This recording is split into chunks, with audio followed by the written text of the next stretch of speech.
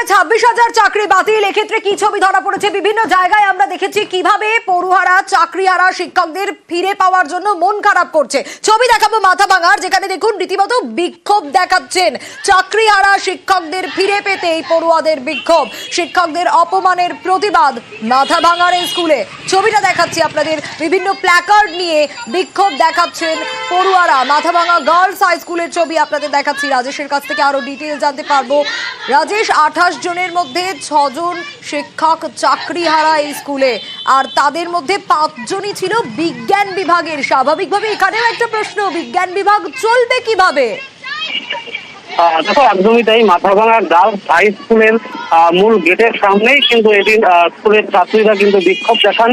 তাদের একটাই দাবি ছিল যে শিক্ষকদের উপর যে অপমান, সেই অপমানের প্রতিবাদ পাশাপাশি যে 6 জন শিক্ষিকা সুপ্রিম কোর্টের নির্দেশে চাকরি হারিয়েছে, তারা তাদের কাছ থেকে যে শিক্ষা পেয়েছে সেই শিক্ষা থেকে তারা বঞ্চিত হচ্ছে।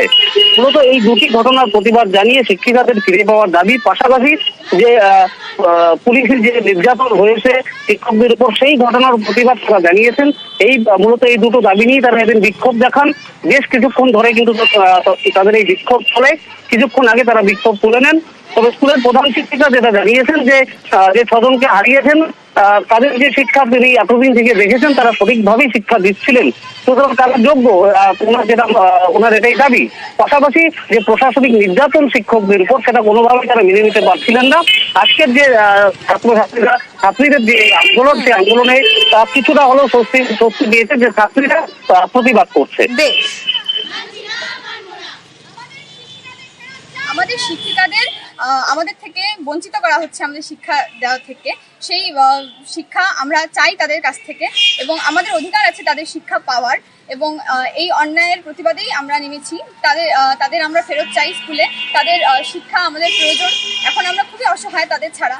আমাদের শিক্ষাগুরুর প্রয়োজন রয়েছে আমাদের শিক্ষার ক্ষেত্রে। তো তাদের যাতে আমরা ফেরত পাই সেই প্রতিবাদে, এবং তাদের অপমান আমাদেরও স্টুডেন্টদের জন্য অপমান। তো সেই অপমানের প্রতিরোধ করার জন্য এবং প্রতিবাদ করার জন্য আমরা আজকে আন্দোলনে নেমেছি।